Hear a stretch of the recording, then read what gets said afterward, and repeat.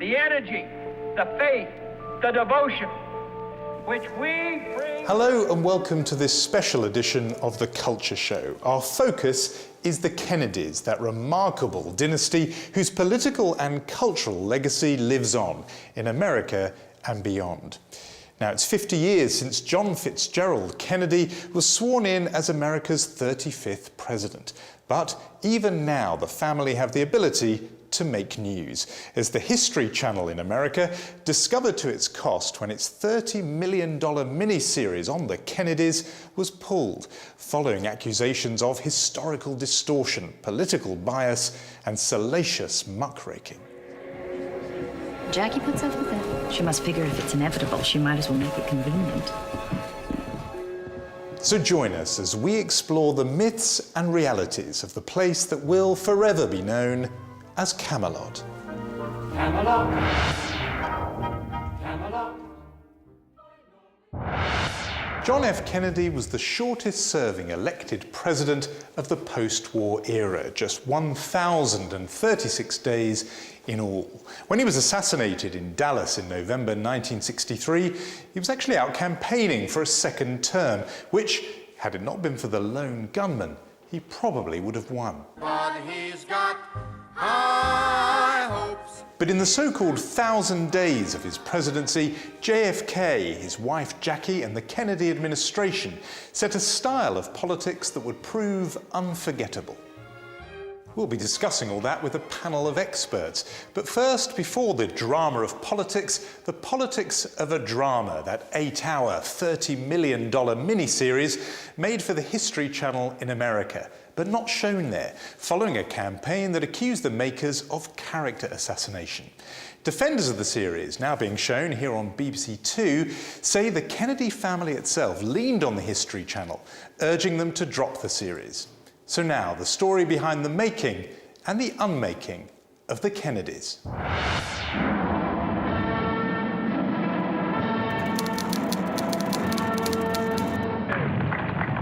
In the long history of the world, only a few generations have been granted the role of defending freedom in its hour of maximum danger. I do not shrink from this responsibility. I welcome it.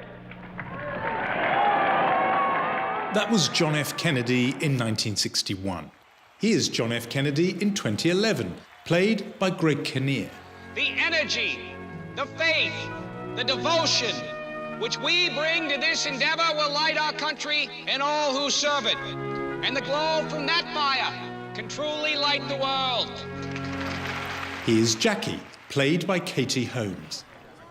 Jackie, you are going to be the First Lady of the United States. I can hardly think about it. It's all so unreal. Oh, come on. Here's Bobby Kennedy, played by Barry Pepper. Well, now, this is a new era. There's a new world order, Mr. Director. I sincerely hope that you can adapt yourself to it.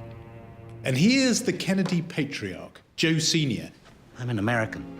played by Tom Wilkinson. Now, if you boys don't remember anything else I say, remember this. It's not what you are, it's what people think you are. And with the right amount of money, you can make them think whatever you want. We're on our way, boys. This country is ours for the taking. Yes, they're all here, including, of course, the lone gunman, lurking in episode 7 to fulfill his fateful role. Hey, Lee. We're all headed down to the knoll, see if we can get a good look at Kennedy. Why don't you save me a spot? Sure thing. And so, my fellow Americans, ask not what your country can do for you. Ask what you can do for your country. Here is a bulletin. Here is a bulletin. But the miniseries has sparked a bitter war of words between its creators and those who regard it as an attack on the legacy of the Kennedy family. I think the Kennedys hold a special and unique place in American culture because they represent hope. And that was part of what I believe they were consciously attempting to destroy. I think there are people who just want a Valentine, and I think the Valentines have been done. The Kennedys originated with the team behind the terrorist-torturing TV series 24, executive producer Joel Surnow and writer Stephen Kronish.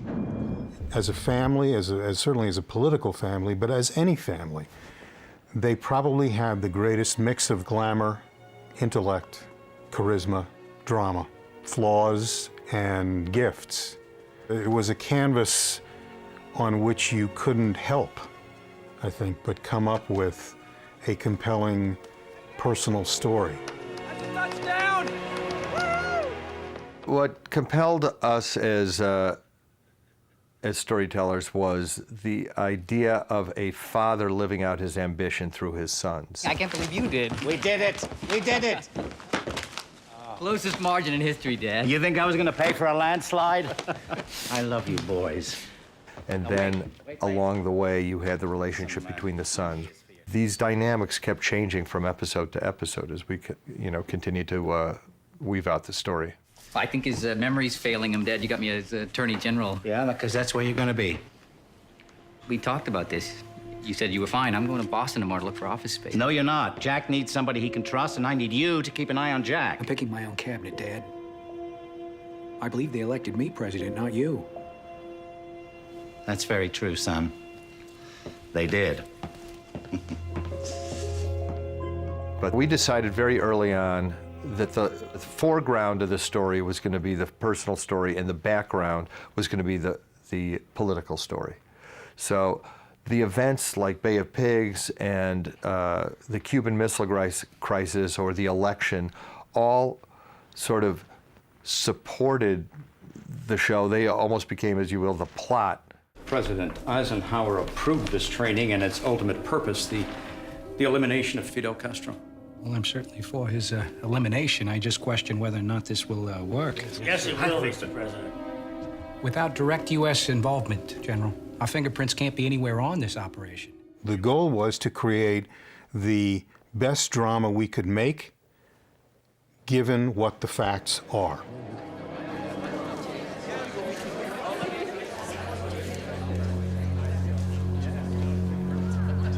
Castro's intelligence services must have been tipped off. His men were on the beach, waiting for the guerrillas with Soviet tanks. I don't understand. I ordered the invasion when I did to avoid a security breach. He had a clear view of the brigade as it approached. Clear view? It was the middle of the goddamn night. It was the conditions. What? We didn't factor in a full moon.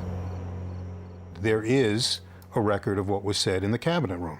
There is a record of what was said in the Oval Office. Jack Kennedy kept a tape system. Nixon was not the first. And so what we used were those verbatim records to construct these scenes. You said that the invasion force would land without resistance. You told me that Castro and the people of Cuba would rise up. You've been wrong about everything so far. I don't know why the hell I should start believing you right now, It's becoming an unmitigated disaster. It already is. In scenes where there is no literal record of what was said, we only used what I would call historic license. Jack, you're going to be president, and things are going to be different. Well, honey, I think that's probably true. Between us. We know enough about the attitudes of the characters to be able to create something that comes reasonably close to probably what was said.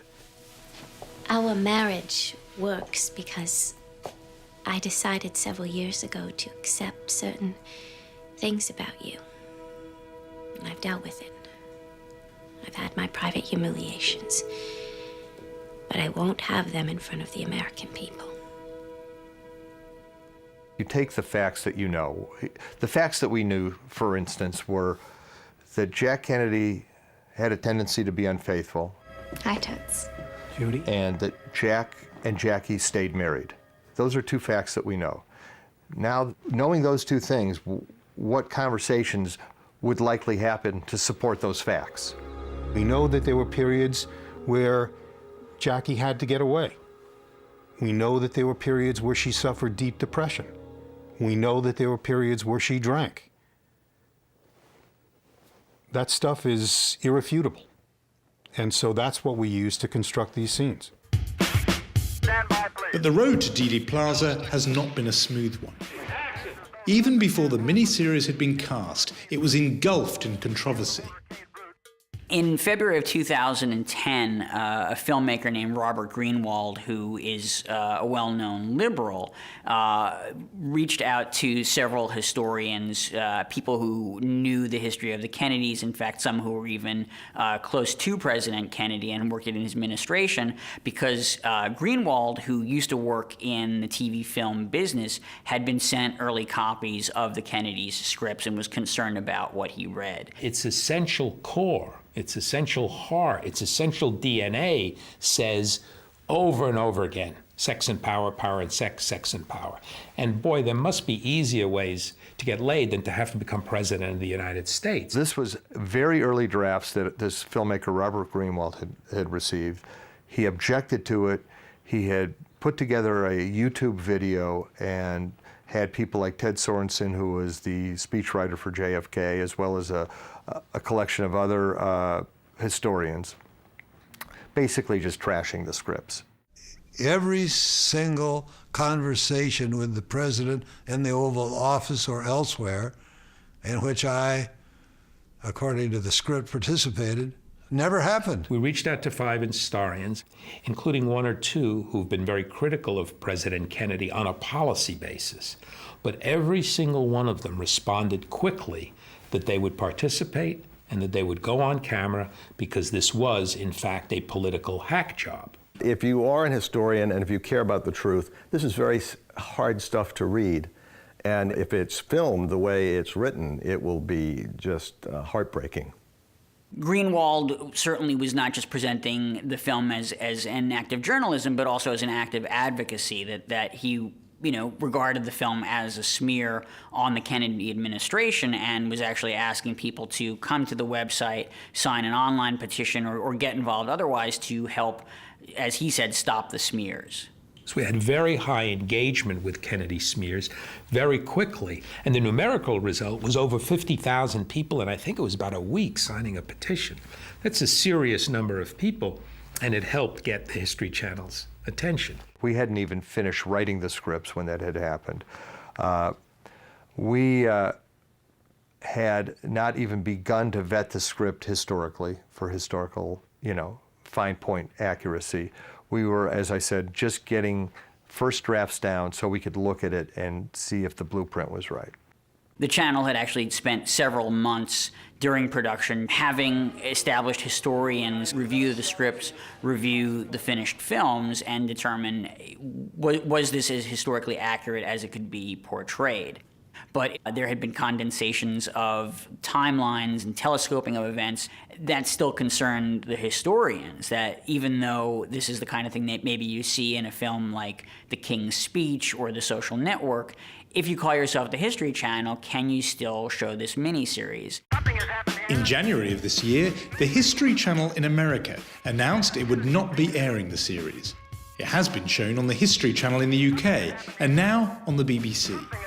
They had said something to the effect that the reason that we're canceling this is that this level of historical fiction didn't live up to the brand of the network. That was a fiction. That press release was a fiction. That had nothing to do.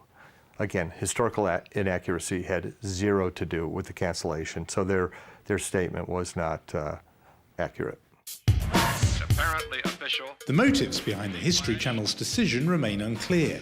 It's been reported that the Kennedy family pressured the channel's board not to show the series, apparently alarmed by Joel Cernow's reputation as an active and vocal Republican. Joel Cernow is a proud right-wing conservative, and he advocates the positions that come with being a right-wing conservative. Nothing wrong with that. If this had been called Joel Cernow's view of President Kennedy, we wouldn't have said anything. The idea that a conservative can't tell the story of the Kennedys is stupid. I mean, it's like Oliver Stone, a pretty known liberal, told the story of Richard Nixon, and it's one of the great political films of all time. It's narrow-minded thinking.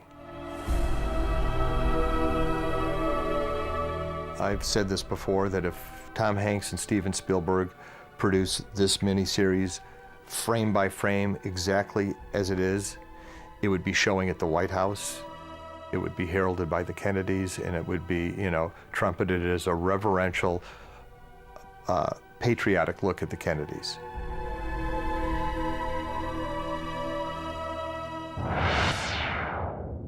Well, here to discuss some of the issues raised by the miniseries are the columnist and public policy editor at The Economist, Anne McAlvoy, Professor Tony Badger, a leading historian of American post-war politics, Sarah Bradford, historian and biographer of, among many others, Jackie Kennedy, and the journalist and broadcaster John Sargent.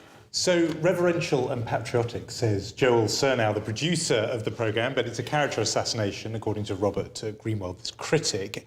Anne McAlvoy, you've seen the series. What do you think? Is it fair or foul?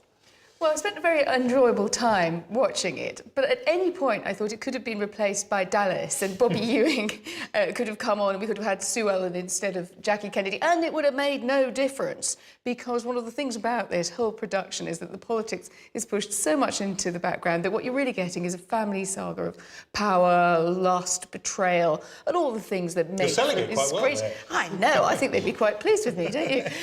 But there is a problem here, which is, like, where is the politics and what makes the Kennedys a great political dynasty as opposed to a family who have a more than usually interesting life? And John, they could have gone in much harder, couldn't they? I mean, there was all this criticism that this is besmirching the Kennedy reputation, but there's quite a lot they could have worked with if they'd wanted to. The womanising, the hidden health problems, the links to organised crime. It's there, but they could have gone darker. I know, the signs are they were all ready to go. They were determined to bring up all the sort of sex and horribleness behind the scenes. And then they had second thoughts, and they were under enormous pressure not to do that. I thought it meant that the overall effect was uninspired and, more important for younger people watching it, uninspiring. Is that wholly fair, though? We do see JFK grapple, for example, with the Cuban Missile Crisis. It's the politics not completely absent, is it? I mean, we do see him doing something. But what is absent is the sort of idea of what a difficult period this is. You've got this enormous nuclear arsenal. Can't you kind of use it? Can't you unleash it? Can't you show American power? Well, actually, you can't. And this island is only 90 miles off the coast. Can't we just zap them?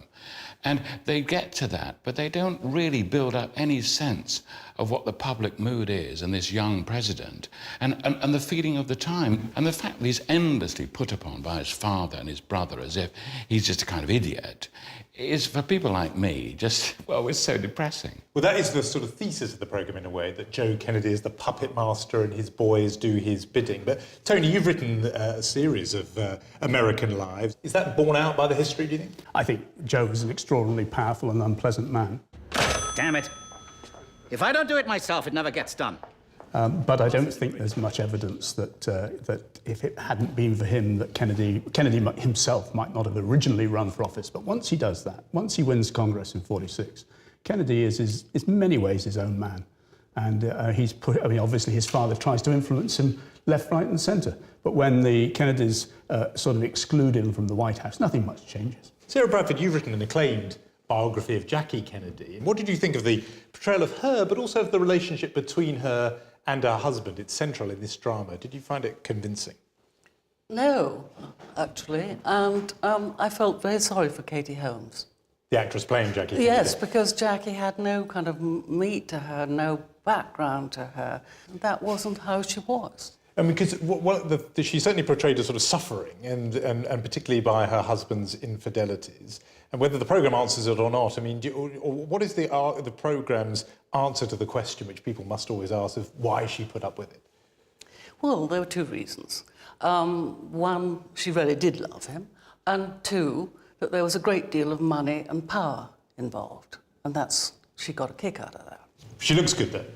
Looks good. Did she look the part? Did. Oh, yes, she looked good. So I thought Katie Holmes had a reasonable stab at her, to put in a defence here, because when I had a look back to the original Jackie Kennedy, I just remembered how absolutely irritating she was, a simpering, overbred woman. I mean, it may be that there were many other depths to Jackie, but we also know that she did then go off and ostensibly look for security in marrying Onassis, but really, she quite often was looking for money, she quite often was looking for power. You know, this is a woman who marked the death of her second child by asking for her husband for an expensive piece of jewellery. Now, I'm sure she felt this very deeply, but nonetheless, you know, there was no one better at acquisition than Jackie Kennedy. And that did come through in the endless changes of costume, the fact that we always see her being made up. It's a duty, but it's also a huge pleasure to her. Well, I think this is an underestimation of Jackie, may I say. In this film? The film. She was extremely intelligent. She was very successful in later life as an editor. She really read. I mean, she was a cultured woman. She wasn't, okay, she had this extraordinary obsession about money. And it's perfectly true. She did. But here we are, this programme has been attacked for being so harsh and critical. I'm not sure that completely came through, that she was this acquisitive person that you're describing. In some ways, the historical record might have been more damning, John Sargent, than the actual programme. I agree with that, but that's what makes it all so strange. You look at these people with Jackie and the other characters, and you think, are they ever going to say anything memorable? Are they ever going to have some kind of real discussion? Are they ever going to discuss their real art, which is the art of politics and presentation? There's never any sense of that. We all know the power they had of manipulation and the power they had of real media skill. That's what made them such a terrific political asset. But they didn't want to make another West Wing. I mean, Joel Surnow says that, doesn't he? I know you do, because that's, for the likes of us, the West Wing is perfect, but the West Wing reached a very small number of American viewers, and relative to what you can reach through television. So that's why they went this way. We could all be that they were dumb. That they didn't seem to be exceptional people, did they? I didn't think they came across as dumb. My criticism remains that the politics is blended so far back that the lens is distorted and that the personal just becomes all you're asked to focus on. And the interesting thing is when you take politics out of a drama, what you don't get is more drama. What you get is actually less drama. So I think that the balance was wrong, and I'm critical of that. Perhaps the makers were worried that it would seem didactic and like a sort of History Channel documentary, and you're saying it would have been more dramatic. What about this, though, Tony, the human and political balance, because both are there. Bobby Kennedy, for example, is shown as a very strong figure. He faces down all the cabinet members, often on his president's behalf. He has this very snarling relationship with the vice president, as he was then, Lyndon Johnson. Are they getting that right? He certainly hated Johnson, and the feeling was mutual. Well, once again, your tremendous grasp of the obvious is contributing nothing here. On the contrary, if you had a better... And he was certainly his brother's enforcer. I mean, that was his role in the government. And I mean, what Joe said to him about, you should be there looking out for John is exactly what he was doing. What you don't get from him very often is that sense of that passion for politics and for issues. Well, in fact, issues are not what is in this programme at all. Once you've decided that it's a family drama, it's a family drama. And it seems to me that, it's a presidential drama, isn't it? I mean, we don't get much of that. They're clearly not in love with the Kennedys. Nobody comes out of this saga thinking, oh, how wonderful. And I think that's where it shows. Not the Bobby, shows. Isn't Bobby shown very positive? All right, but you don't... Oh, he is. It's just Bobby Ewing, though. He's so weak. Yeah, but you're you not... seem to have been more taken with him than the rest of us, Jonathan. I mean, in a sense, I thought he came off really badly. When you think, here's this guy, Gordon Brown says he's my hero, Ed Miliband says he's my favourite politician in history, and you just looked at Bobby and thought, why? And the idea that he could run for president from that base, which the last episode is about, I'm afraid, really, long before that episode, you thought, he knows he's not going to cut it. No, that's long before, he's even in the frame to be assassinated, poor man. The maker's answer to the political problem is we'll just simply opt out of this. So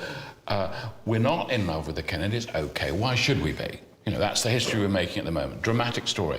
So they're in love with the story because the drama is so wonderful. Quite understand that. And that's where it works best. Over 8 episodes, you think, wow, there's a story there.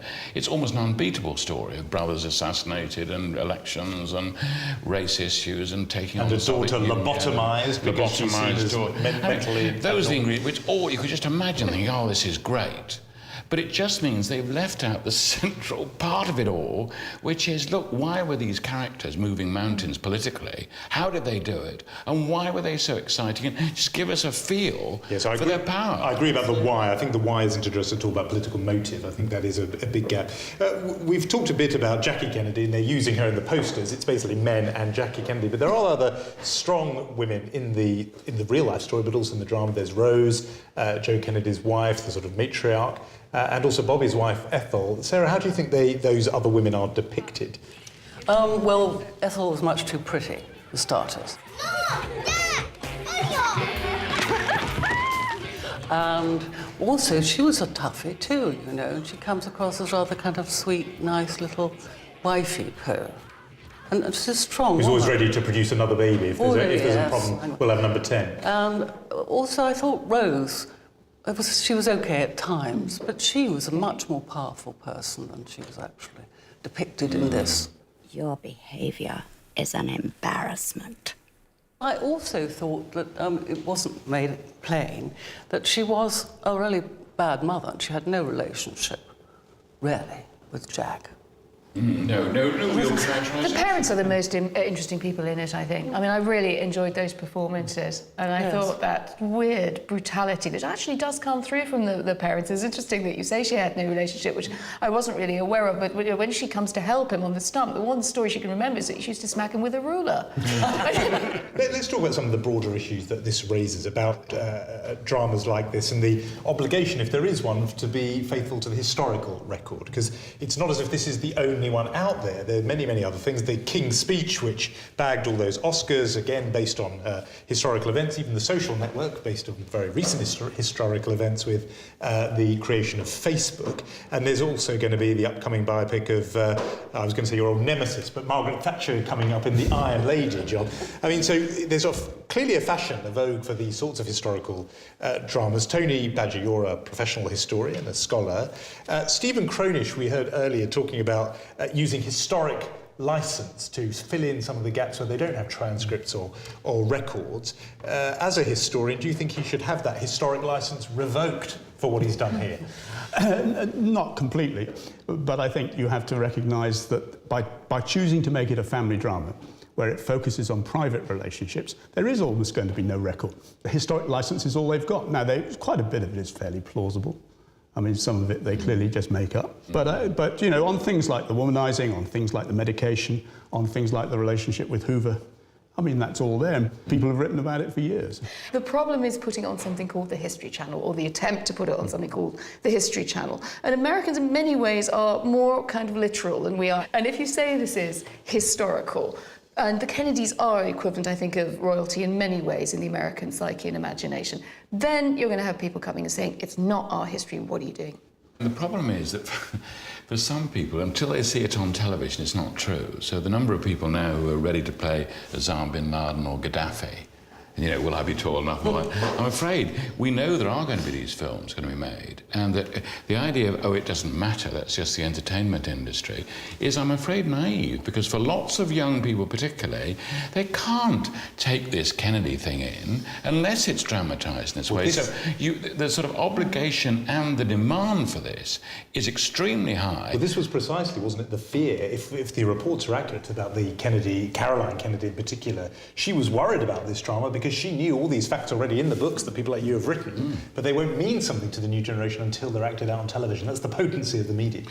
No, and of course, if they're just concentrating on failings, which are all true, we accept that, so they weren't that good after all, were they? Well, now that, for a Kennedy, and for anyone on that side of American politics, that's just awful. That's just treason. That's kind of, it's a really serious business. I think part of the campaign that built up against this series was contemporary Democrats and liberals who do think that Kennedy is such an iconic figure for them that if you do take Kennedy down, suddenly the standing of the Democrats itself, even 50 years on, is damaged. There's over the top a motive, you know, sort of don't break our hearts campaign, you know, for saying what? That he took some painkillers and he was unfaithful. Wow. It's almost like an illegitimizing that they're fearing here. I think it's an overreaction, but it certainly exists in America. I can see why the Kennedys were upset, particularly by early drafts because it's not that there's all this, it's not that the womanizing or the drug taking is necessarily wrong historically, it's just given such enormous weight.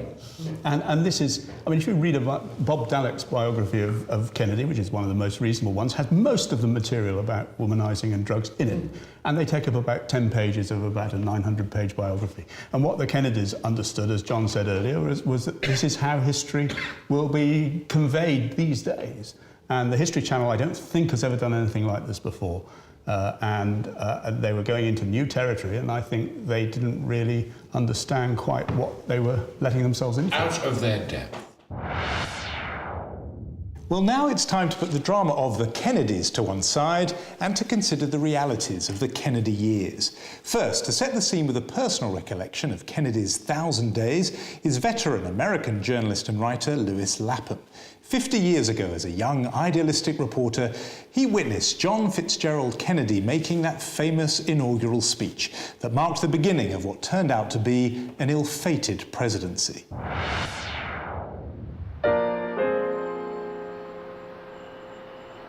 I was a correspondent for the New York Herald Tribune, and I can remember watching the inauguration and being carried away.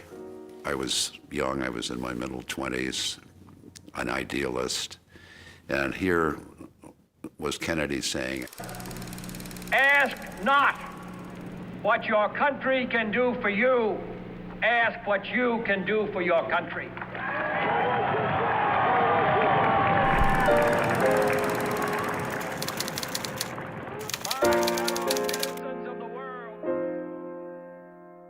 I can remember the correspondent for Le Monde, a cynical Frenchman, and he was scornful. He saw it as some kind of a Hollywood Frank Capra movie, and I almost came to blows with him.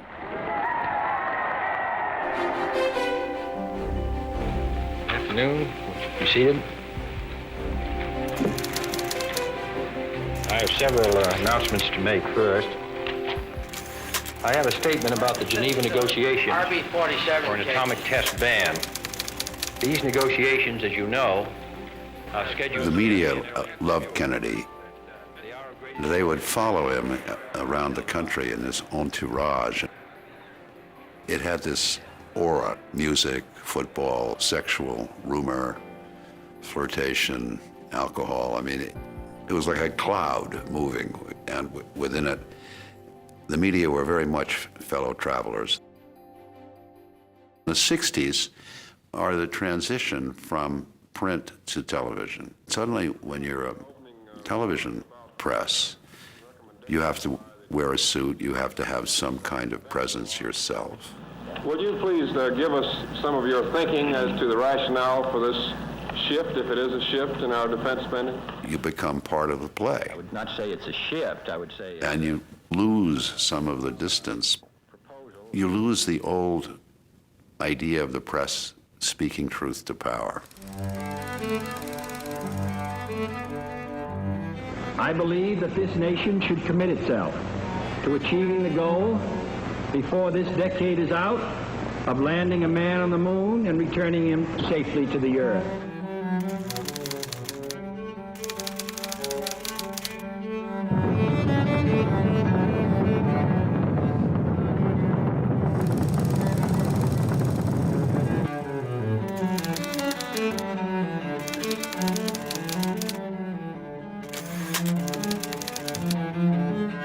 Kennedy was very Catholic in his approach to celebrity, Hollywood as well as of the arts. So he could have Robert Frost read at the inauguration. He could have Pablo Casals play the cello in the White House, but he also brought in Frank Sinatra and Marilyn Monroe and Angie Dickinson, and then also the criminal element, Judith Exner and who knows who else.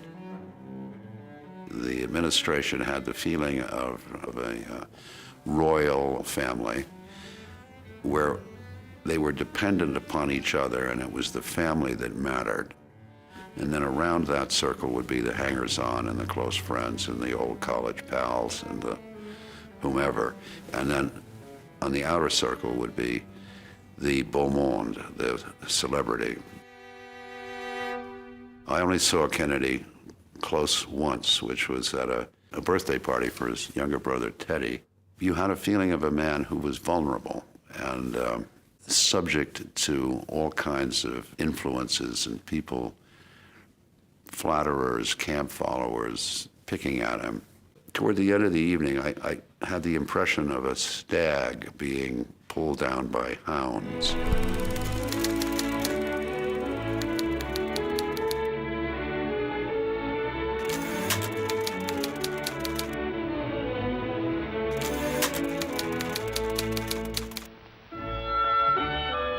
Mrs. Kennedy, I want to thank you for letting us visit your official home.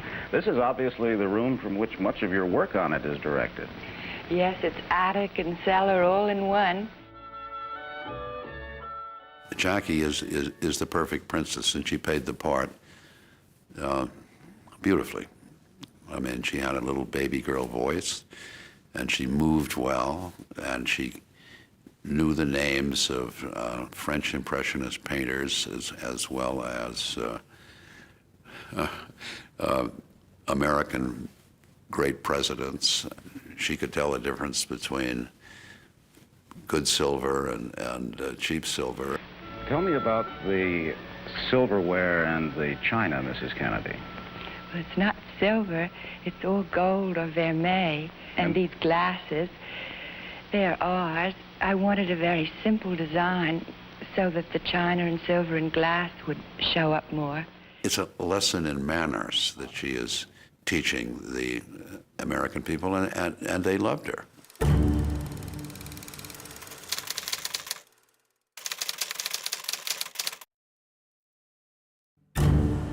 Within the past week, unmistakable evidence has established the fact that a series of offensive missile sites is now in preparation on that imprisoned island. The purpose of these bases can be none other than to provide a nuclear strike capability against the Western Hemisphere.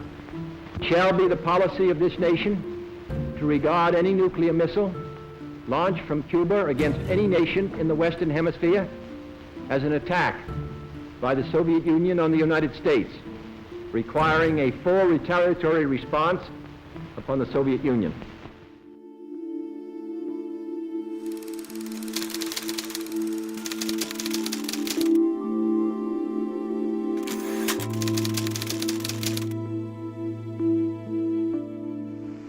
After 2 years, a conversation with the President of the United States. As you look back upon your first 2 years in office, sir, has your experience in the office matched your expectations? I would say that the problems are more difficult than I imagined them to be. The responsibilities placed on the United States are greater than I imagined them to be, and there are greater limitations upon our ability to bring about a favorable result than I had imagined them to be. He's saying that these things are much harder than he had supposed, much more intractable than he had supposed. But on the other hand, the decision gets left to him. The easy decisions get made at a lower level. It's much easier to make the speeches than it is to finally make the judgments, because unfortunately your advisors are frequently divided. If you take the wrong course, and on occasion I have, the President bears the burden, responsibility quite rightly. The advisors may move on to new advice.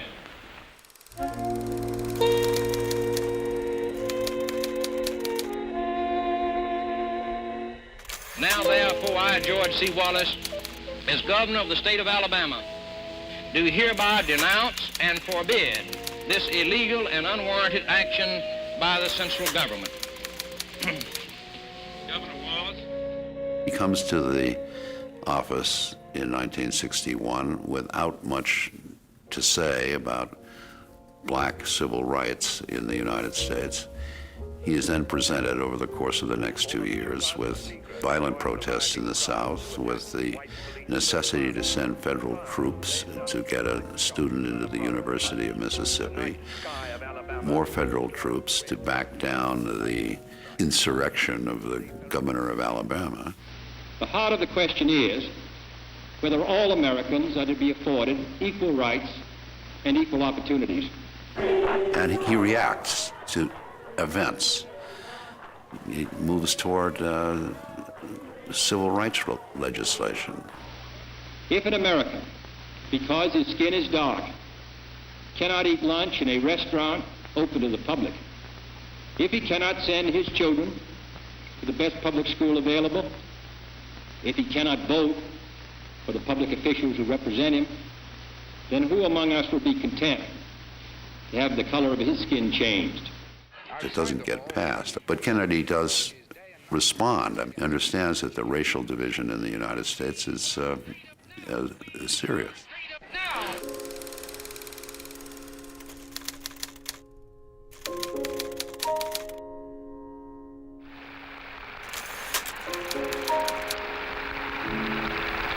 In 1990, your sons, daughters, grandsons, and grandchildren will be applying to the colleges of this state in a number 3 times what they do today. Our airports will serve 5 times. There is a sense that he was looking forward to his second term, that he was growing in office, that he was gaining confidence, that sense that he hadn't been defeated, he wasn't checking out. He entered office as a boy, and had he been allowed to serve out his 2 terms, he might have finished it as a man. Your old men shall dream dreams. Your young men shall see visions, the Bible tells us. And where there is no vision, the people perish. President John Fitzgerald Kennedy in Houston, Texas last night, vibrant and alive, looking forward to the future.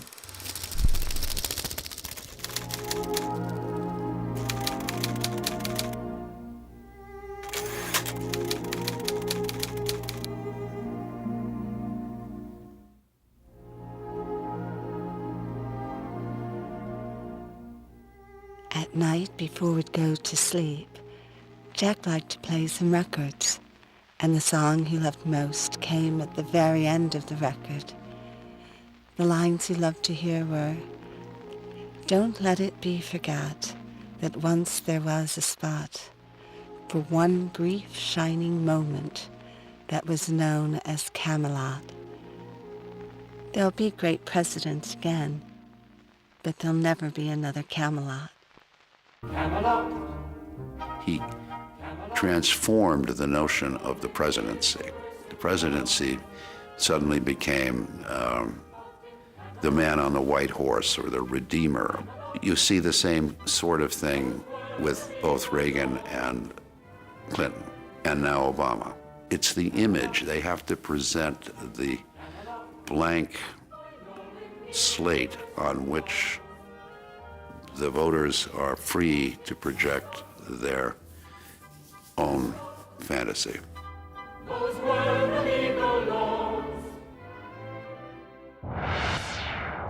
those are the recollections of Lewis Lapham. But Tony Badger, we've only got 1,000 days by which to judge President Kennedy and his presidency. It's probably not enough, but that's all we've got.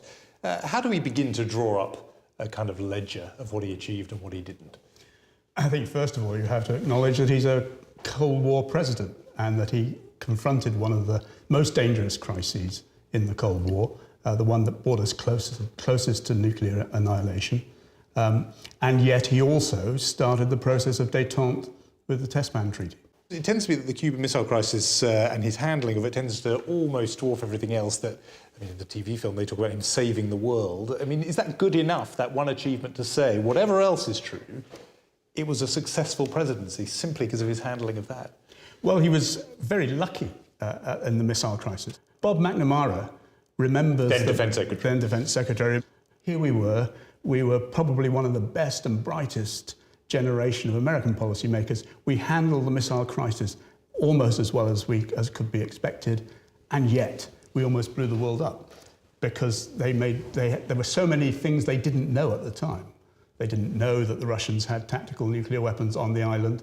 They didn't know that there were submarines going around under Cuba who were out of radio contact with Moscow and might well have fired even after the settlement of the crisis. So it was a close-run thing. So foreign policy is absolutely central to this brief presidency. Nevertheless, there is a domestic agenda and there are issues that come up one after another. Just remind us, Tony, of what he was up against, because the history books tell us that there was a Democratic-controlled Congress. That looks as if, something President Obama would envy now. That looks as if things would have been pretty easy, but actually it wasn't all that smooth for him, particularly because of what kind of Democrats were running Congress. Yes, he'd had a very narrow victory in 1960, and almost everybody else in Congress, every other Democrat, had won much more easily than he had. And so there was no coattails effect for ordinary congressmen. And it was particularly true of Southern Democrats. And Southern Democrats and conservative Republicans had controlled Congress in the sense of being a blocking force ever since 1938. And Southern Democrats are very conservative. Very conservative. I mean, you can't... Racist. Let's not forget this is what they really were. In modern terms, they were racist. These were the Dixiecrats. And his party, of course, Democrat Party, had all this power in the South, but they didn't agree with him. They weren't remotely liberal. And that's where LBJ came in as the running mate. But there was always the problem of what are we going to do with these nutters in the South? There was apartheid in the southern states of America. And you could feel it. It's sort of... I look back now on it and you think, was it really as bad as that? It was. But in the struggle for civil rights that John's describing the atmosphere, how should we view Kennedy? Was he a leader to challenge that racist set up there, or a follower? He became a leader. He was certainly a follower most of the time. He didn't intend to introduce civil rights legislation. He was, in fact, worried about being outflanked by the Republicans, liberal Republicans from the Northeast. They existed in those days. And it was only, as John says, with Ole Miss, when he realised... The university there in Mississippi. At the end of the day, these white Southerners are not going to be reasonable. They're not going to be moderate, as I have always believed they would be. So even though it's 1,000 days, there's a decent record there. My guess, though, to Sarah Bradford, is that people who are watching this presidency unfold from here, they weren't making their calculations based on these sorts of achievements on the ledger. There was something bigger about the Kennedy presidency that had an impact here. Yes. One reason I left England at that time was I just thought it was incredibly boring and static. And when Kennedy came into the picture, it was something completely different. That's how you wanted it to be. And is this a glamour thing that British politics didn't look anything like that, did it? Absolutely not. I mean, Macmillan, I suppose, with his sort of walrusy moustache, has typified what people my age didn't like about it. They went to Paris, and Jackie was a stunning success. And JFK said, I'm the man who brought Jackie Kennedy to Paris. And she suddenly became this star, this celebrity. And I think people over here began to think, why can't ours be more like that? John Sargent, you were there too, in that period, a young man, student at the time? Yes, gap year student, about to study politics, and of course all that excitement that was generated by the Kennedys it was palpable. I remember going to an Independence Day party at the Washington Memorial, it was a big picnic, and the word came round that Kennedy, the president, was going to come along. And the sense of excitement, you cannot imagine it. If someone said, oh, David Cameron's in Hyde Park, no, it's not the same. Everyone was sort of, just gripped by the thought that he might be amongst us. Turned out he wasn't. But that's made it so sort of bizarre. Was this the glamour thing that we're talking about hearing from Sarah, or was this to do with these big foreign policy achievements that Tony's been referring to? Those had happened. Obviously, the Cuban Missile Crisis had frightened us when I was at school, terrified that we were all going to be annihilated, but he'd saved us, so that was quite important. But I think the other thing is, remember his tremendous skill with the media. And when you've got a young family in the White House for the first time, and you play it, and you see these interviews with him, he looks good, doesn't he? Yeah, he does. Even now, you think, there's a composed man. And the key thing is, and where he's got the sort of the television trick completely right, is that he's not talking down. So he's asked a question, and he then replies to that question as if, well, we'd all see it this way, wouldn't we? And you and I are of a different generation, born after Kennedy's death, actually. And then, does this still resonate for you, for us, when you hear that speech, for example, the ask not what your country can do for you? Does it speak to you to hear that? Oh, yeah, because I hear the voice of almost every wannabe leader coming out of it, because he is the playbook for how to communicate, and exactly the point that John was making there, that eye-level communication. You cannot listen to a Tony Blair speech, these great speeches he gave on the age of achievement and what he wanted to do, and that getting hold of the future, that theme is very much there from Kennedy. They have to be authoritative, they have to look up to you, but you mustn't look down on them. That's the Tony Blair way of communicating. You see it in Barack Obama. You also see someone like Gordon Brown desperately trying to do it, and why it doesn't work sometimes and how difficult it is. It ought to be simple, but it's not. Even now, I mean, I've often asked a politician to walk in front of a camera for a shot, and you're amazed how few of our MPs can walk in a convincing way. So what is sort of striking when you look back on it, that all these things now we take for granted, the way that a president, to be powerful, must get that, they must have television power. But he's not on his own in this use of the media. Jackie, as well, is absolutely adept at television. We saw that tour of the White House with this voice that sounds rather strange 50 years later. But just tell us, Sarah Bradford, a bit about Jackie's part in all this, how active she was in the Kennedy household's relationship with the media, how proactive. Well, I think that she certainly had this vision of the presidency from the social celebrity point of view, you know, the house of the Sun King, making the White House from a dingy old place, which was run by Mamie Eisenhower, rather like an officer's mess, into one of the most glamorous places that you could be invited to in the world. And was it her idea to bring in the poets and the musicians? Absolutely, yes. I mean, Jack would get on with the politics.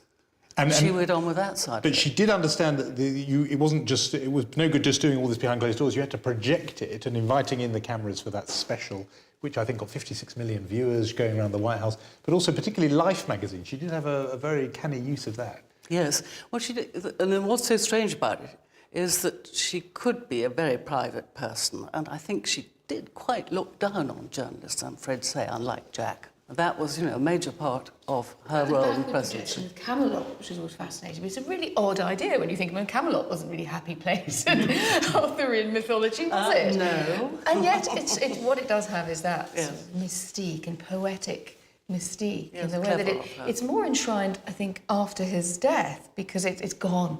And it's something that's gone and can never be regained, and therefore you want it more. Let's talk about the assassination, because obviously that's central to the Kennedy mythology. Let's imagine ourselves on the 21st of November in 1963, where he's still alive, and it seems to be looking ahead to a second term. I mean, first of all, how likely was it that he would get re-elected? And at that point, were the high hopes that had greeted his election in 1960, were they still intact, do you think?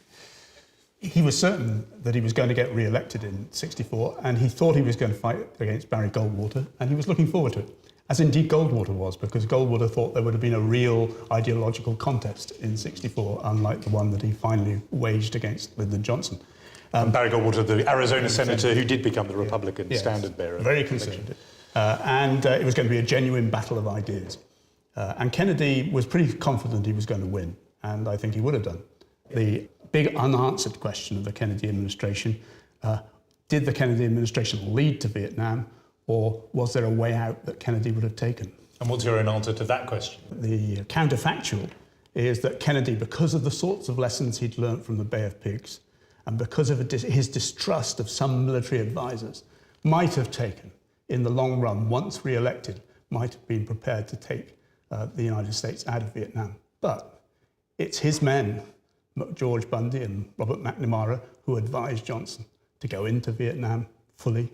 And Bobby Kennedy and Ted Kennedy are very late in the day in deciding that the war was something that they were going to be against. Because popular culture tends to make it LBJ's war. It blames Lyndon Johnson for Vietnam much more. But what you're saying is that actually it begins in earnest under Kennedy, and if he wanted to stop that march towards war or deeper entrenchment in Vietnam, he could have done and didn't. And he didn't, yes. What you're left with, though, of course, is the sense of unfinished business.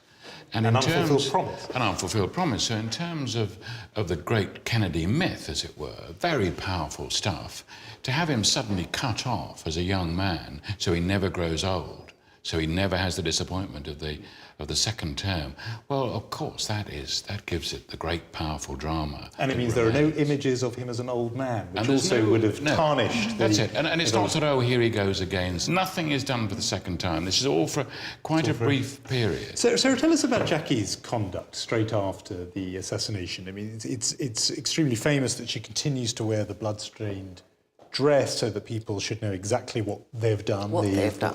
What they've done, plural. Yes. Perhaps suggesting she and thought I think there was more she meant right-wing Southerners at that time. But it is tempting to be slightly cynical about her conduct now, thinking that she was even doing her media management then in the days after the assassination, and particularly the funeral that she choreographs, this extraordinary funeral. Yes, when she was asked, what are we going to do, she said, oh, it's all in the guidebook.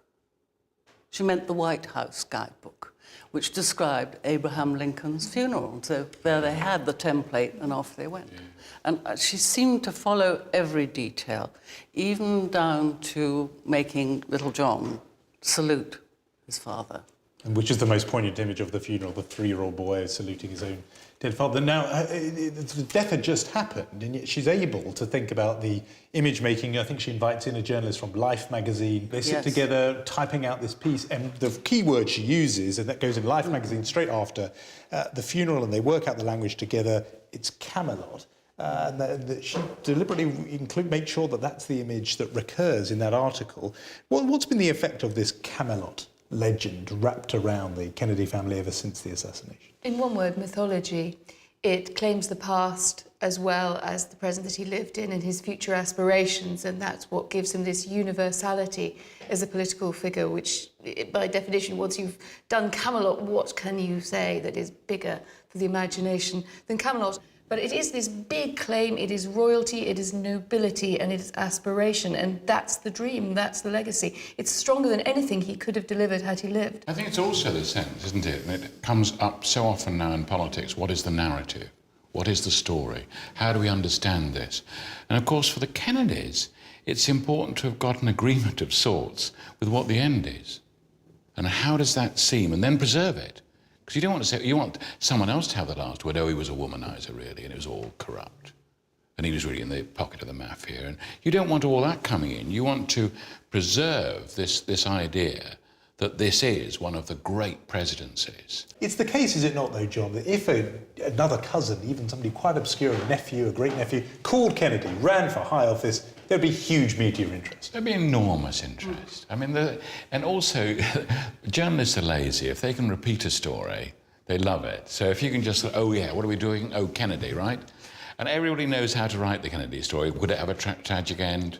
What about this? Might they be assassinated? I mean, it's so much part of what people know about politics and what people know particularly about American politics. And there's no equivalent to that. And even if it doesn't live on with actual Kennedys, it is absolutely in the minds of all politicians seem to have a Kennedy somewhere, British or American, in the back of their mind. They've all got an inner Kennedy that they think they can find, and some of them do and some of them don't. But there was only one JFK. And that's what makes it the act you can't beat. But Ed Miliband talking about Bobby Kennedy, and David Cameron tries to... They can't stop talking about it. That is certainly true, but that is also part of the mythology, that it's an unattainable. And in America, too, in the 2008 campaign, it was very striking that the comparison that was made, Barack Obama, the comparison he wanted to have made was with JFK, not with Roosevelt or Lyndon Johnson, who had these big legislative records. What's that about? It is about a new generation. Because until Obama, Clinton in particular, very much lived in the shadow of FDR. That was the person you needed to emulate. And it's been terribly difficult, and very few Democrat presidents have managed it. And one of the reasons why there's such a sort of yearning for Kennedy amongst Democrats is because they haven't actually controlled the White House and controlled Congress and had the substantial record since Lyndon Johnson. And Johnson is tarnished because of the war. And so the last one you can look back to with real confidence about this was the way Democrats ought to do it was John Kennedy. Tony Badger, Anne McElvoy, John Sargent and Sarah Bradford, thank you all. That's all we've got time for. Thank you and goodbye. The world is very different now. Nothing has happened here. We understand there has been a shooting. Nothing has happened here. I can see many motorcycles. I can see many motorcycles. This is Kennedy's pink suit. Nothing has happened here. Many motorcycles. This is Kennedy's pink suit. The motorcade sped on.